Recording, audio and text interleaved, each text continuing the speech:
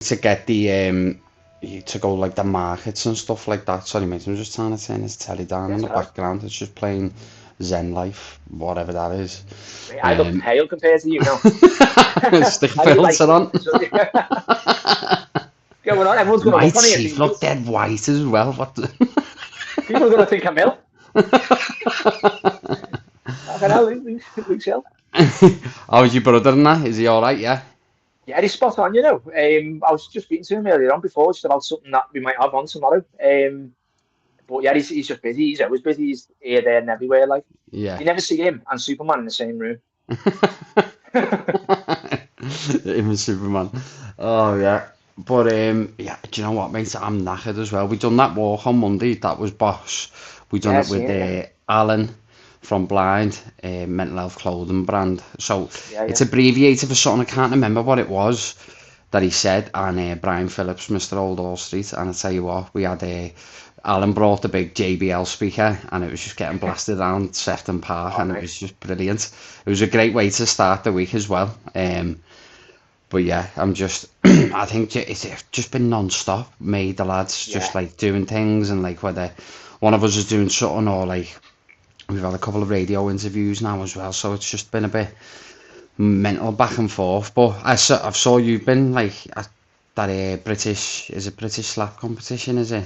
Brit Slap, yeah, yeah. They got in touch ages ago, and just said you want to do like a bit of judging for us and stuff, and they've been spot on. You know, they've been like really good people. Like so, I went down there and yeah, it's good fun. It's challenging, like obviously to get the do the judging and like point it and all that sort of stuff. But Yeah, yeah. it's really good. There's definitely a market for slap fighting. Like it's brutal. It is really brutal, but Because it's big in America, that isn't it? Didn't Dana White? He yeah, owns that league or something like. I don't know if yeah. I it's. think it's called Power Slap over in America, I That's it. believe. Yeah, yeah. Um, and one of the lads from Brit Slap actually, someone called Razor, he's just been signed to go over there. Oh, A really nice boss. lad. Like he was a British champion, but he's going over to America now to take over there, so he's doing well. Because that's like a little side thing that he does, doesn't he? Dana White at like the UFC and stuff, and it's getting bigger and bigger.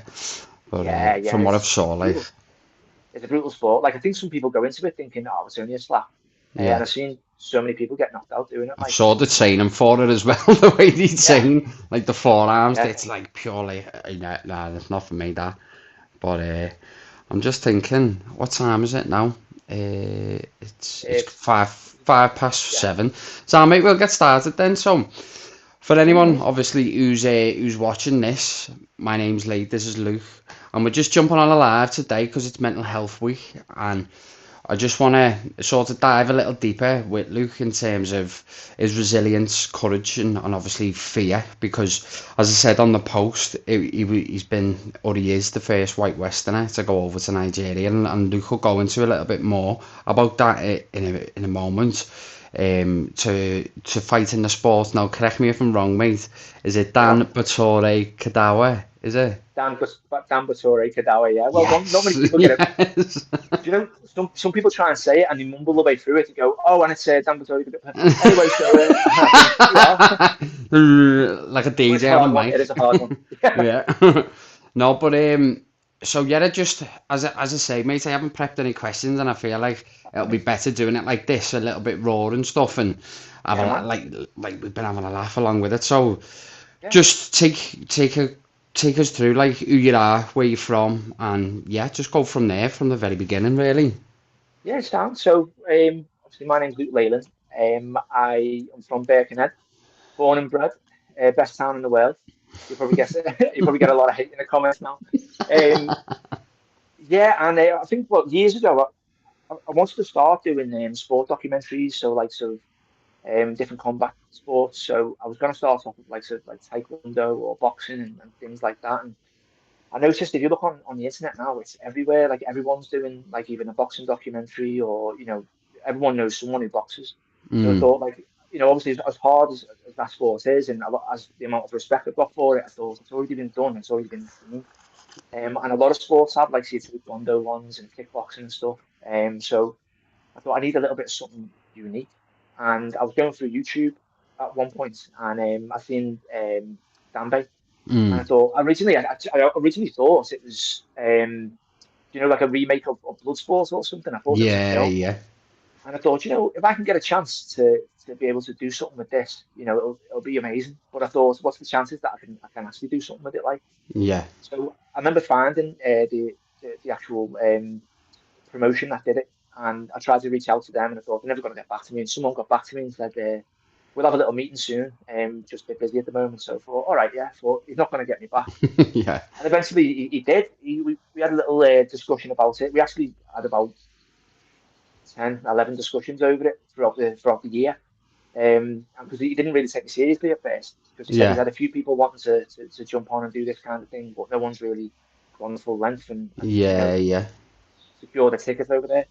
So we started talking, and then eventually he comes to ask me. He said, like, are you really going to come over and try the sport? I said, yeah, 100%. And he said, he said something along the lines of, are you sure you've got the greens for this?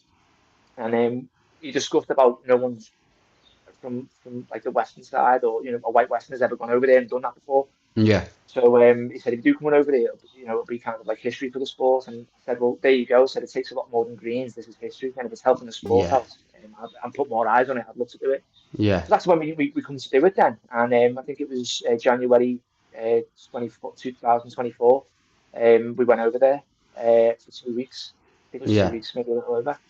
And yeah, man, the rest is history. Do you know when you So done it and like you'd officially signed the sort of dotted line? Did you think, "Fuck, what am I doing?" Like, or anything you know, like that? Because it looks you like know the only you've only got one hand, haven't you, to hit, and it's bundled up.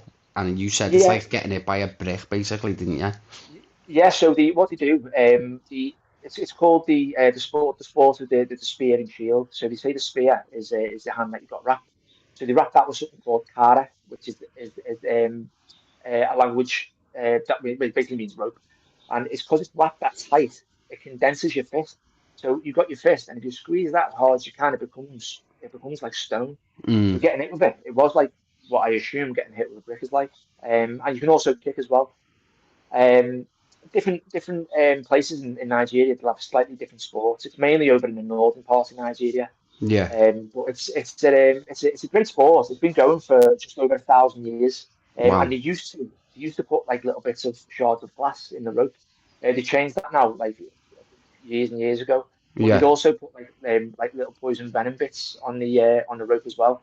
So if you get caught with it, obviously you become ill quite quickly. But they've Yeah. scrapped all that now.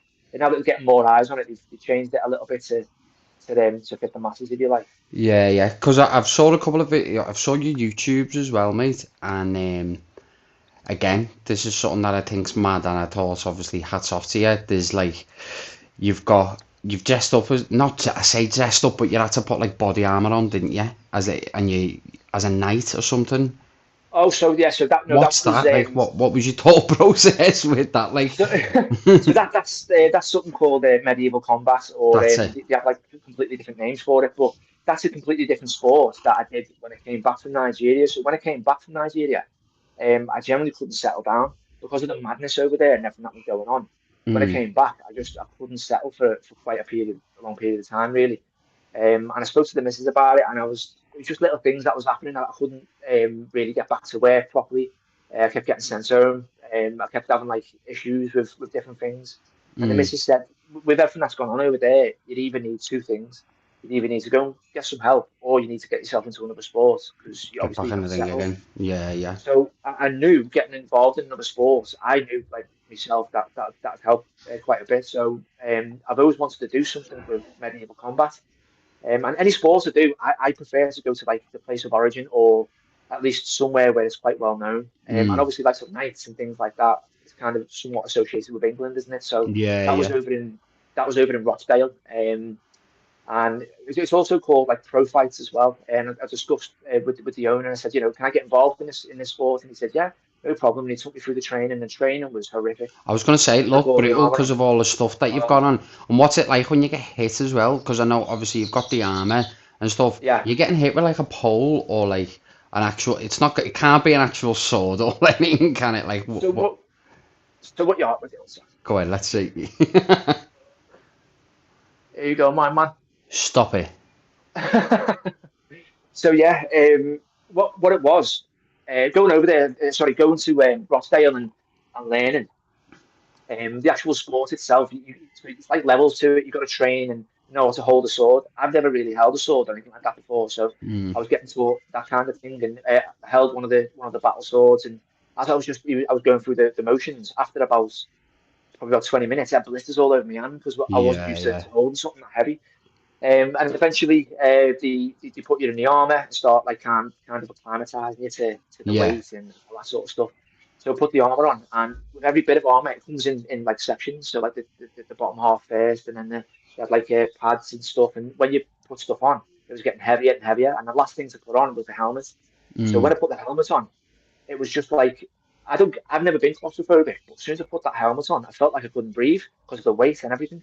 Yeah. You can breathe. There's loads of holes in it. You can breathe perfectly fine, but it's It's one of like them a things that the mind, psychological effect, in it. Yeah, yeah. Because it's. 100%. So, Did you feel like claustrophobic? I know I certainly would have, because you've oh, only got like a little gap to look through as well, haven't you? well, depending on the style of the mask, yeah. Mm. Sorry, of the helmet. The one that we had like kind of bars down it, so you can breathe freely. It's fine. Yeah. But I knew I had to get better psychologically at that game because I thought this is going to freak me out. And Yeah, people do. yeah, I've seen people panic as soon as they put the helmet on. You have to like strap it in and lock it in with like these leather like belts kind of things from the yeah, back. And as soon as they get hit a couple of times, I've seen people panic and try and rip the helmet off, but you yeah. can't. You need someone else to take it off for them. So I had to get a little bit more just mentally used to it. Talk So us that through was that process then, mate. Sorry to interrupt. no, no, no, go on. Yeah. Talk, like, what did you have to do to sort of like prepare for that? Because obviously, I wouldn't know where to start with that. Did you have to like No, wear it, not wear it all the time, but like, was it just the constant wearing of it, either during training, whether you were sparring, like, what was your thought process? Because that falls in line with like your mental resilience, then, doesn't it, and things like that. yeah, definitely, yeah. I mean, to be honest, there's no kind of like leaflet to tell you how to kind of get Mm. into something like that. But they usually do armor training on like Sundays, or that's what they did at the time. So when we were doing the armor training, the more that you do it, like anything, you kind of get a little bit more used to it, a little bit more used to it. I've got one of these like little masks as well. I don't know what they're called. I got it years ago. To kind of help with breathing and kind of, like different things with breathing and stuff. But I Yeah. don't know if it works or not. But I started wearing that a lot more just to get used to like the feel of difficult breathing. Oh, was it one So of those altitude masks where yeah, you yeah, can wear them I when you're believe so. running? Yeah. I don't know if they work or not, or if it's just one of them things. But it definitely made me like kind of feel like quite restricted in breathing. So I started wearing that a lot more. And the more I was wearing the helmet, a lot better I was getting. But Mm. then leading up to the fight, obviously we were having sparring and things like that. And the sparring, honestly, was as close as to a real fight in that game as possible. Like people were just trying to like do the different things. I was trying to fight my hardest, but it's stamina as well, wearing all that weight. Yeah, yeah, I actually spoke to the owner and I said, like, do you have different weights? And you do have different weighted armors.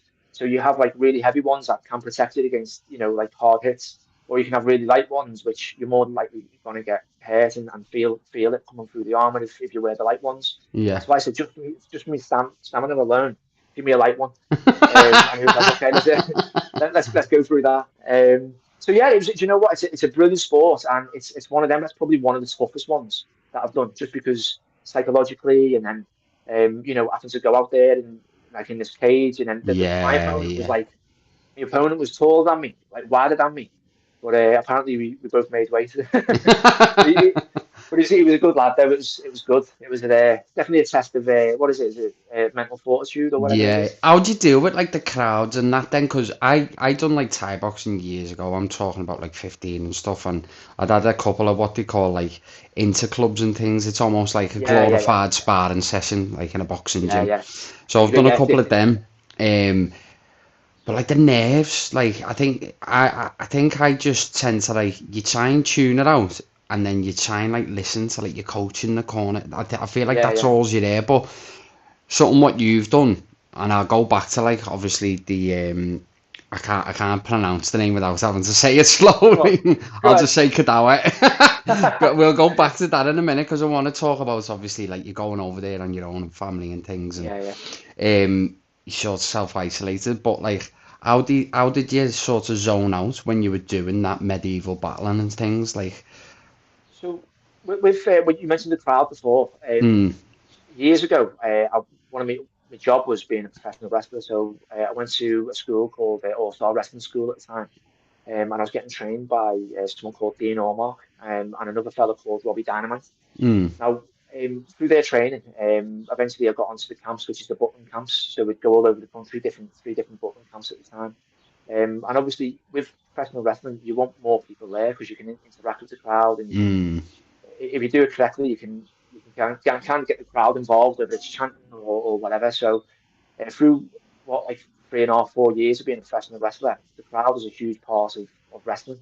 Yeah. And you wanted more crowd there because it has a bigger impact. If you know what I mean, like Yeah, yeah, you feed off chanting. it. And Yeah. so when you only had like say I don't know like say 12 people there, it's as a wrestler you don't want that at all. It's a Mm. real struggle.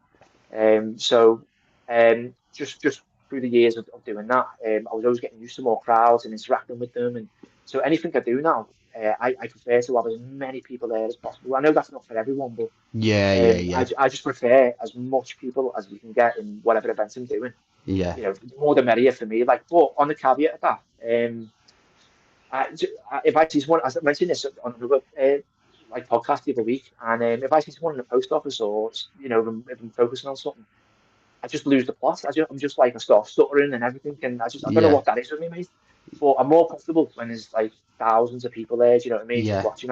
For some reason, that's me. That's where I feel comfortable. Like, It's almost like you come into your own with stuff like that and like fighting or just almost like the documentary side of things. Even doing yeah, this now with you, you seem dead relaxed and it's like at first I was a little bit nervous, but you've made me relax in that aspect. I think because oh man. you do so many like of like these things and stuff like that. So it's like it's nice and it's comfortable when you've got like someone Well, on like yourself. Do you know what I mean?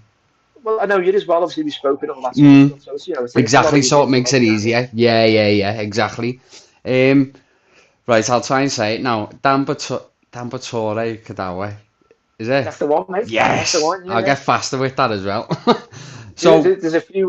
Go ahead, Sandy. sorry, mate. Yeah, so just going back to that then, and like obviously with me putting like fear and courage on the poster, like what was let's sort of dive into fear a little bit because you went Yeah, over on your own, didn't you? Didn't you? yeah, yeah. You hired like a cameraman and a soundman out there, or did they come with you from over here? Like, how did it all work? So originally, I was meant to go over with someone that I knew, a lad called Ben, and we kind of organised to go over. And well, it wasn't set in stone, but the conversations were there, and the conversations were there with the promoter as well. And in the end, like my mate said, I don't want to go over there because of basically what you see on the media. This is not just normal Nigeria. This is in the north. Now, Yeah, people yeah, in the central of Nigeria generally don't go to the north. If you ask like any Nigerians, like some of them might be from the north, but yeah. if they're from, so say like Lagos, they generally usually wouldn't travel out to the north. It's just because of it's so much unrest and things like that. So a white So westerner going over there is it was like like you say, huge it's news unheard for of. Yeah, yeah, yeah. So obviously for obvious reasons, he didn't want to come over with me and advised me not to go. And then the more people that started to find out that I was doing this was just like totally against it, saying like, this is going to happen, that's going to happen. And I was like, well, I just feel like I've got the opportunity of a lifetime here, really, to have a go of a rare sport. And then it was only the closest people to me, really, like my mum and my family and my girlfriend, especially, was like, okay, if you really want to do this, we'll back you. Like they were yeah. worried, obviously, but Of course. um, so going over there, I was speaking to the promoter. He said, "Look, I want to introduce you to someone called Charles Solomon."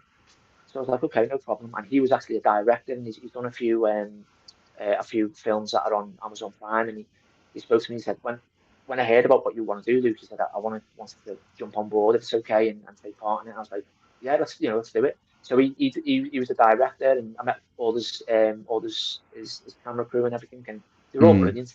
yeah, Me and Charles have a great like working relationship now. We're looking to try and obviously see what else that we can do and stuff. yeah, But yeah, going over there, obviously going over on my own, that was just something that I had kind of no choice because I asked like one or two people. I said, "Do you want to come over?" And everyone was just laughing. Like one fella said, "I can't go to the show without having a panic attack." I was like, "What?" yeah, I was like, "So all right." So I just thought if I'm going to do this, I'll have to just go over on my own because no one's going to come with me. So yeah, um, it was fine. It was fine all the way up until the morning of the flight, like 2 or 3 in the morning. I had to get up and get the yeah. get the flight. I had to get 3 planes to get over there. And that morning, thought, like, I don't know what it was. It just all come together. I thought, I've got to get. I don't even like flying. I've got to get 3 planes. I've got to try and shoot like a documentary. Then I've got to go to like this mad arena with thousands and then fight one of the warriors. So everything comes together in my head, and I thought, what am I going to do here? What am I doing? Yeah. What am I going to do here? But to be fair, like I love like the history and different things like that, Yeah. and I love reading like about like the old conquerors and the old like the old warriors of the sword and sandal days. I love all that kind of history.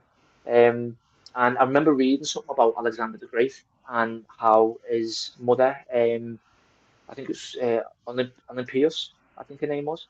I might have butchered that, but she brought him up to say, like, you're all going to be conquering the world, and your dad was the god of gods, Zeus, and this, that, and the other. And Mm. when I was reading about him, I remember looking, thinking, he's convinced, and he's been brought up to believe he's got to go as far as he went. And he even outmarched his own army just because he believed that that's what he's meant to do. And a couple of weeks before actually going over and getting a flight, I knew I have to believe what I'm doing. Like, was my destiny. I have to believe Yeah, that. yeah, yeah. So and it was actually more than a couple of weeks. It was the majority of the year that I had to kind of prep to get in that mindset. And then on the morning, everything comes together, and I just thought, how am I going to do this? And I Because remember it a is a quote mental, of it is a mental game, mate, isn't it? In the end, and like, especially when you're going, I suppose it's like the professional boxers when they come over here, or we go over to like America or wherever. But obviously, yeah. that you're going over there. Did you have any security or anything like that, or was it just yourself and a camera crew? And No, so we're going over to the first place we went to. I think it was in Lagos. Now Lagos used to be the capital of Nigeria. It's not no more. yeah, Somewhere called Abuja. So Lagos is kind of like it's not the strangest thing in the world to see a Westerner there. I didn't see any there, and it's probably like once in a blue moon that someone will go there. There's got to be a reason really why you'd probably go mm, there, whether it's either family or for another reason. Um, but so that's in that kind of part of the Nigeria, you didn't really need security. You do get the odd looks, and you hear the odd comments. What was the comment? On your bum, on your bum, which is like white boy or white man. yeah, yeah, You'd hear it in the shops and that on your bum, on your bum. So it wasn't too, people would just be interested looking over and stuff. So we flew from there to somewhere called Kanu. Now Kanu is more north. It's not as north as Katsina, but it is more north. And so when we got to Kanu, then the promoter had to get security involved. And we met the security lads, and they were fine and stuff. They couldn't believe what I was doing. And then eventually we had to drive miles and miles all the way from Kano to Katsina. Now mm. Katsina is like the north part of Nigeria, and if you look on the government website now, places not to go, it'll actually state if you're white British not to go to the north part of Nigeria, Katsina. It's just because it's going through a lot of unrest.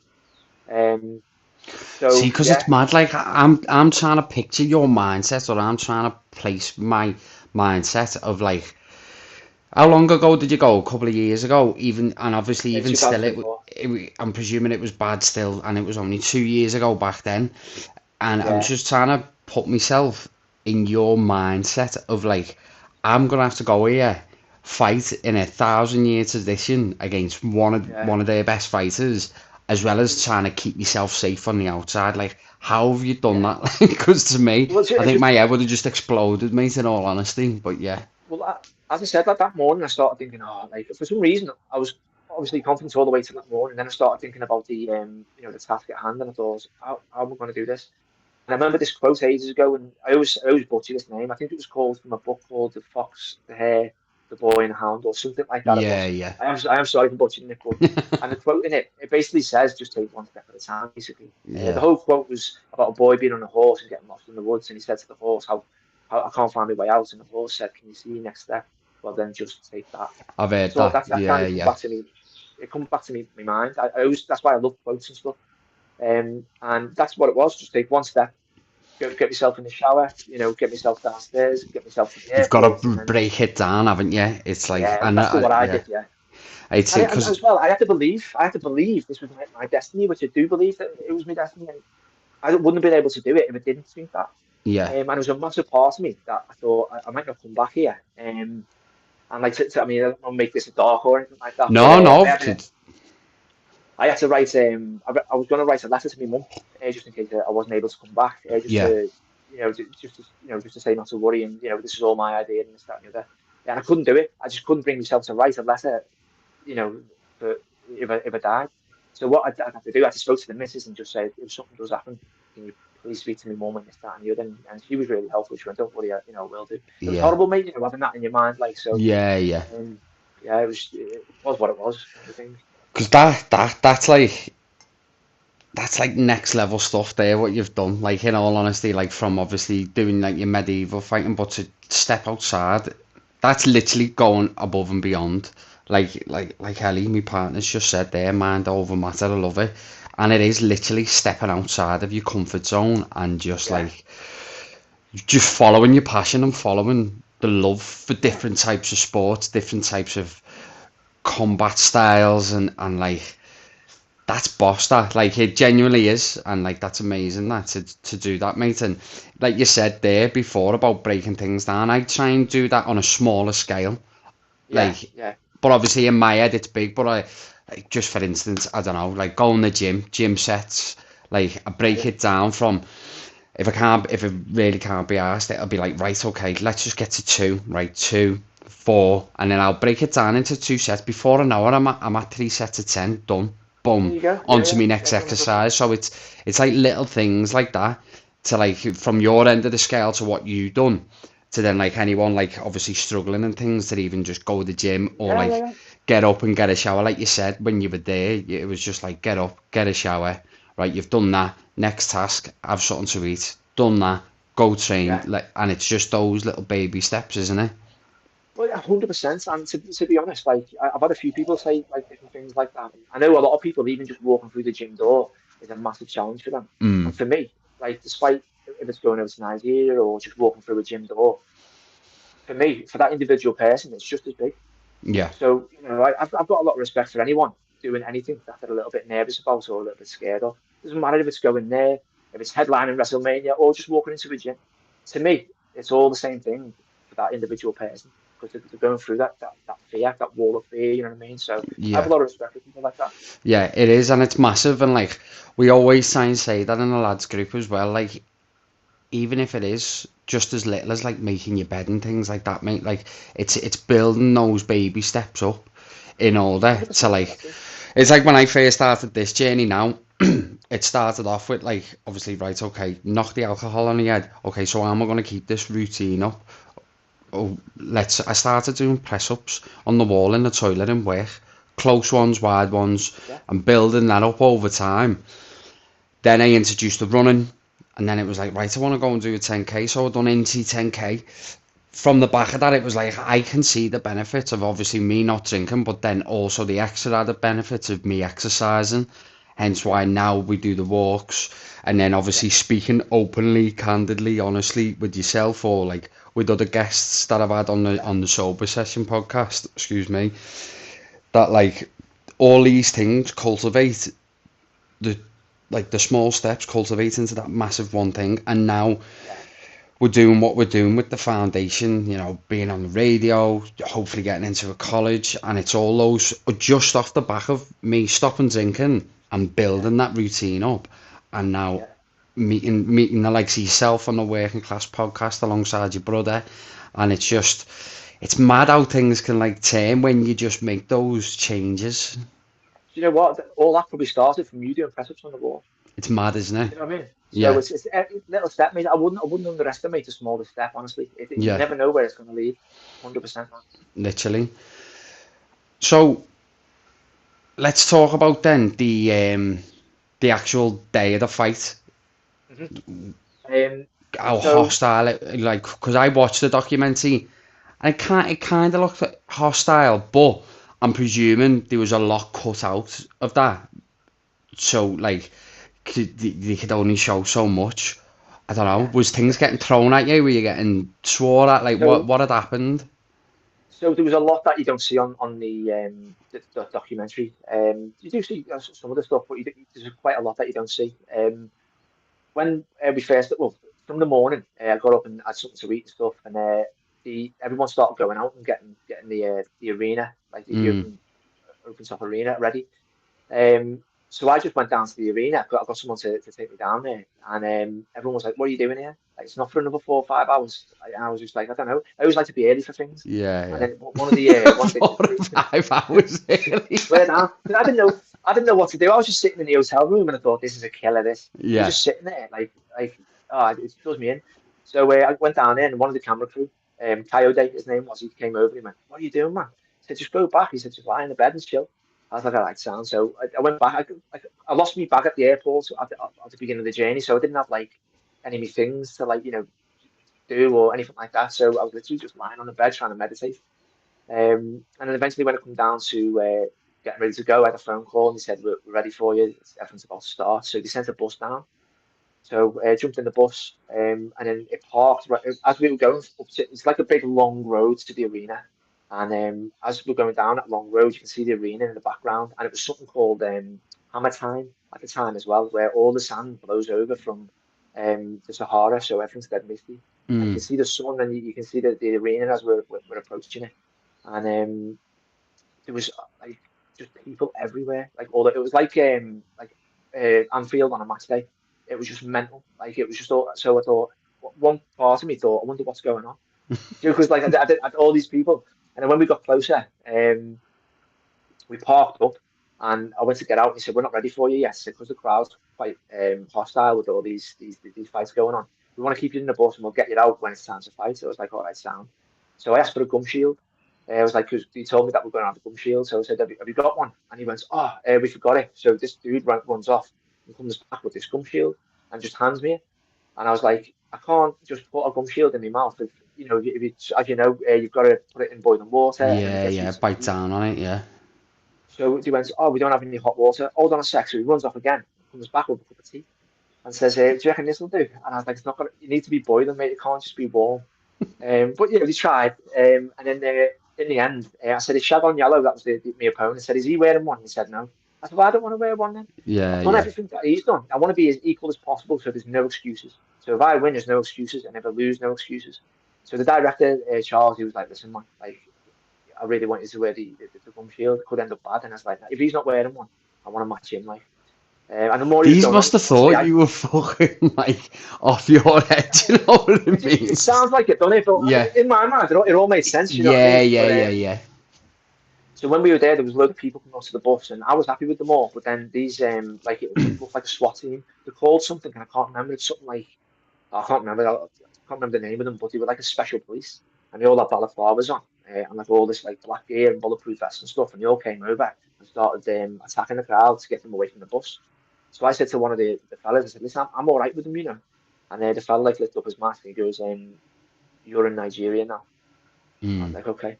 So he pulled his little mask thing back down and then started brushing all the people off, and then all these kids come, like a group of kids, and they were like waving and banging on the bus. So I opened the bus door again, and then again they come along and hoofed one of the kids and then booted another one, and then they all ran off, and I was like, "What?" Like, obviously there's something going on there that I don't understand, you know. So Yeah, I can't yeah. say they shouldn't do that because I don't know. Yeah. So it was just being in a completely different world. And then there's a lot of like scuffling and fights going on outside the arena.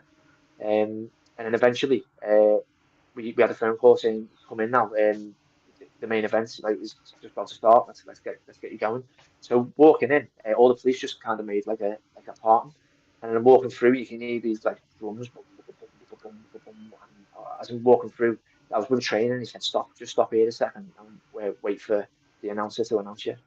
And while I'm sitting there, I'm in the zone and I'm trying to get ready for it, and there's people coming up like asking for pictures and stuff.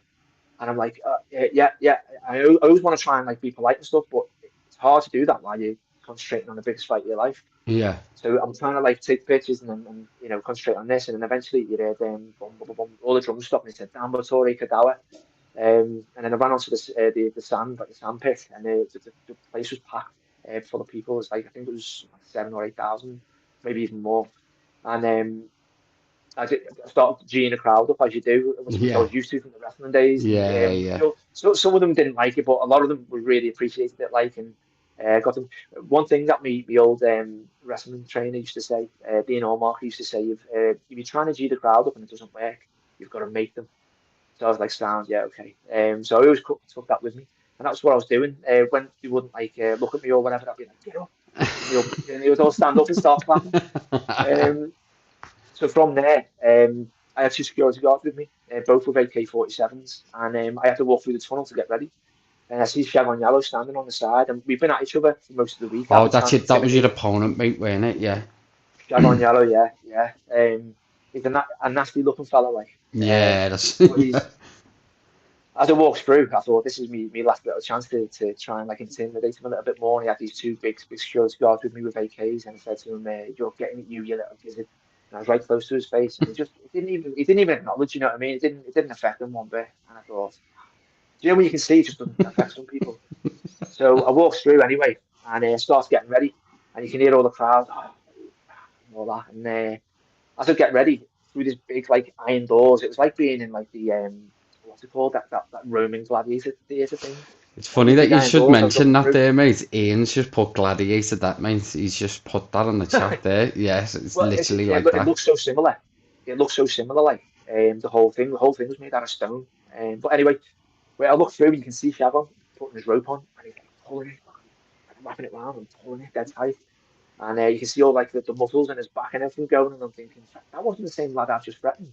Look different, you know what I mean? Yeah, yeah. And then eventually he gets called out, and he's saying hello to the crowd. And eventually I get called out. But I said to the trainer before I went, I said, look, we've been going over some stuff. And Danbay is sometimes described as a bomb waiting to go off, because you've got to wait and wait and wait and then anticipate their movements and then go in for the attack. Yeah, yeah. I said to the coach, It's like a game of chess, mate, isn't it? By I wonder, you just got to wait. If you yeah. rush in, they'll just. There was the coach said to me, "Don't rush in, just wait." I said, "Look, I prefer just to run in and just have it with him properly." And then he swore at me. He went, "Luke, f off," and I went, because he only spoke a few words in English. I didn't know he knew that word. And he said, honestly, he goes, he'll put you down straight away. He said, you stand still and wait for him. He said, you gotta just anticipate when he's going to move and then go with it. So I said, okay then, like counter attack. So I went out, started geeing the crowd up, and you can see you might not be able to see it on the documentary, but there's loads of clips. I'm just talking to Shagon all the time, just calling them all sorts, and he's just not paying attention to me. And then eventually it goes on, and it's so weird because the crowd's quite loud. But as soon as they had like this bell that rang for the beginning of the round, the round, everything just went dead quiet, and I could just see Shagon there.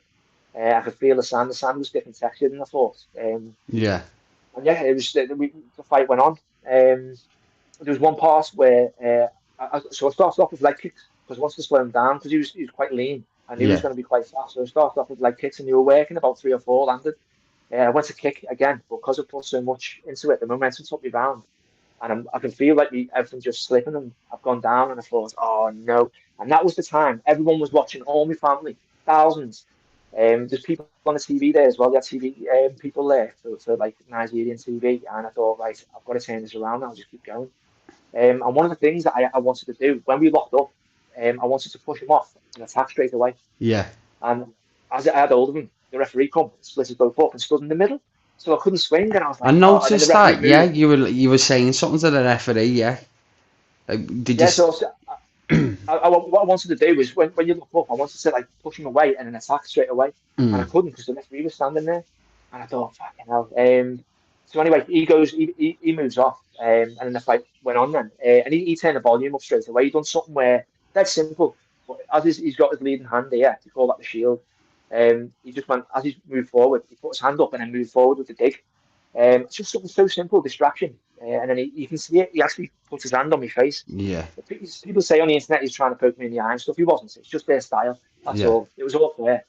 And that got me. He got me about, well, I think about two or three times. He didn't put me down. I swung, and because of the momentum, I put myself down. And I was like, that's a 2 out of 3. Because we agreed beforehand. Usually you only go down once, and that's the end of the fight. But we agreed that the best out of 3, to make it a longer fight. And then it gets up again, and then we did it after the second time I went down.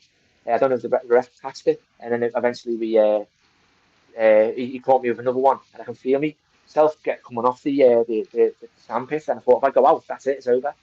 So I swung again, and obviously missed again. I thought I was going to connect with him. I would have put me house on the fact that I was going to connect with him, and I didn't. I completely missed, and Obviously, my knee touched the floor, and the ref called it then. And actually, the commissioner come onto the stand and just said, yeah, that's over. Yeah. Afterwards, I wanted to go over to shake Shagon's hand because it's I'm representing a lot here. I'm representing myself, my family, my country. So I wanted to, after the fight, win or lose, I wanted to shake his hand. And that was one thing I was really keen on. And people wasn't letting me. It was a language, a kind of misunderstanding. They thought I was trying to attack Shagon, and I wasn't. So they wouldn't let me near him. So there's a part where you can see me kind of arguing with people, saying like, "Let me go and shake his hand." And then eventually the promoter come over and said, "You have to translate and say, leave him to do what he's doing."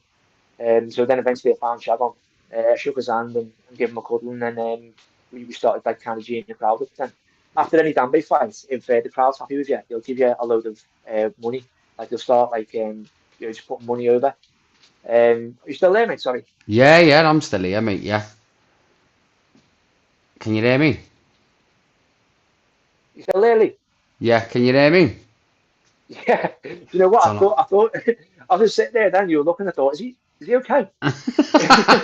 I'm just so engrossed in your story, mate. Sorry, yeah. And Oh the no. signal did go a little bit, but yeah, I'm just listening and just thinking, wow, because it is like one of those wow things, mate. Because that for me, that's like I said to you earlier on, that's like next level comfort zone, that, and like where you're taking your sort of your mental state, and like even like just trying to think about and trying to process where your mind was at, even on the first bell, the first thing. Like, I'm just Yeah. trying to think, like, because you're in a fight then, aren't you? I suppose you just switch and you're in a fight then. To be fair, I think like before going there onto the stand, there was a lot of people around me. It was actually a police commissioner that we had to go and kind of ask for permission to do Mm, this. And he was there, and as I walked past the crowd, he pulled me. He said, "Don't worry, Luke. I've put my money on you." And I thought, I'm not, that doesn't bother, you know what I mean? I'm not bothered. You put your yeah, money on. yeah. And then another guy come over and said to me, "Do you know how many people are watching you?" And I was like, "Isn't it like 7 or 8,000 or 9,000?" He said, "No, no." He says, "A few million." And I was like, "How?" He said, "See these cameras here?" He said, that's the news." He said, "This is something else." He said, "Then this goes onto the TV all around Nigeria, like a big Wow. TV channel or something." And I was like, "Okay."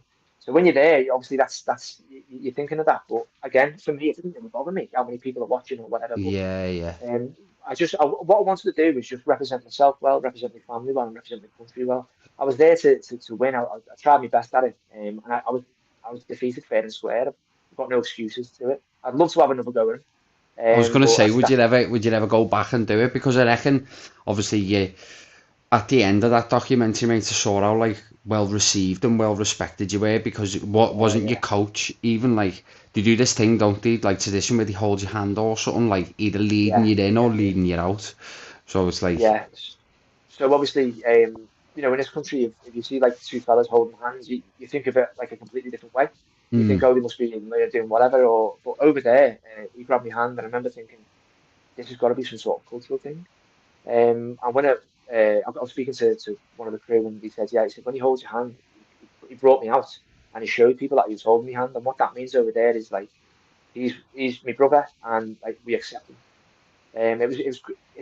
You can't just go over there and have a damn bay fight. You've got to ask for permission of certain people.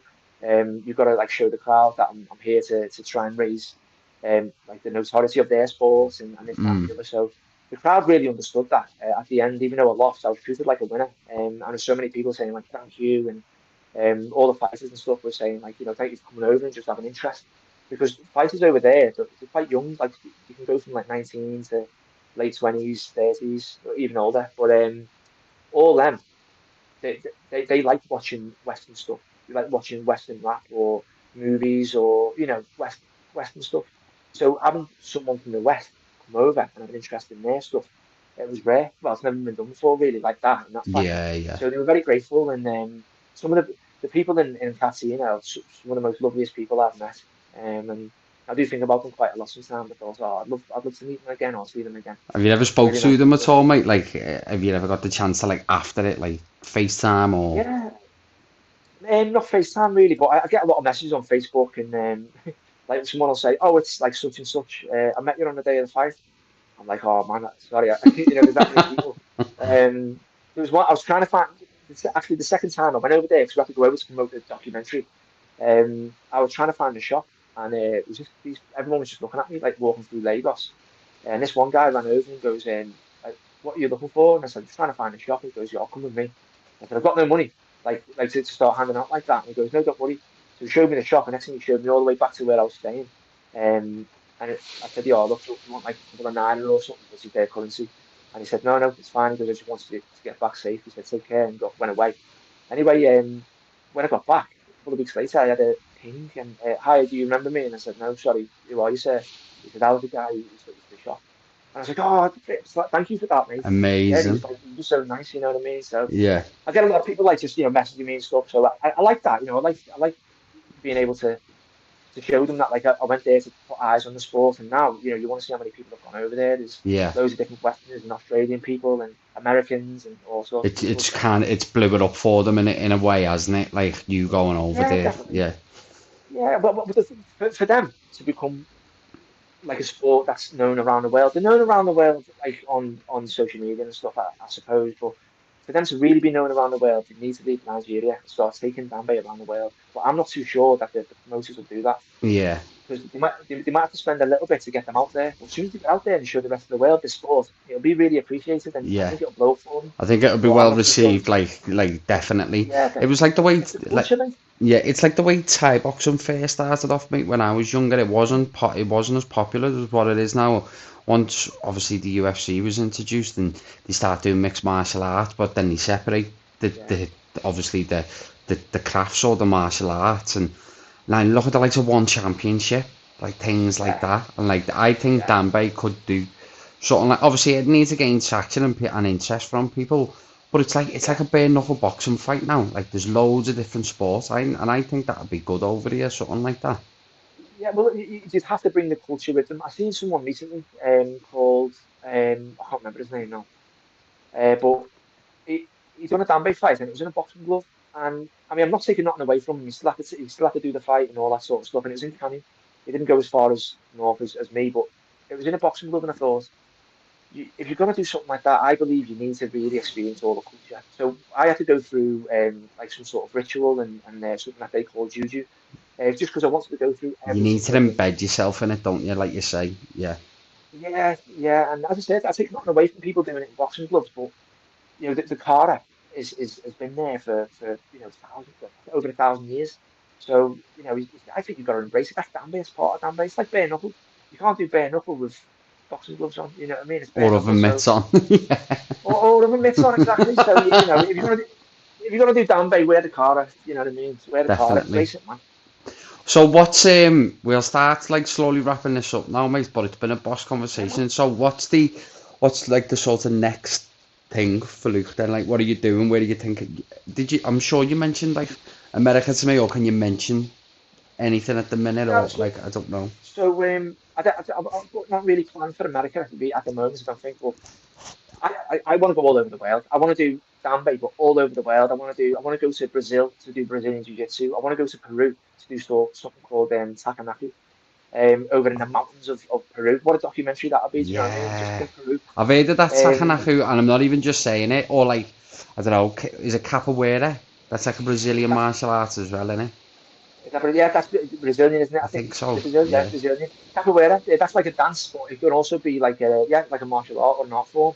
There's just so many out there like that I want to do. Do you know all it is? It's just getting someone to believe in what I want to do and come with me to like document it and stuff. We're going to some places around the world.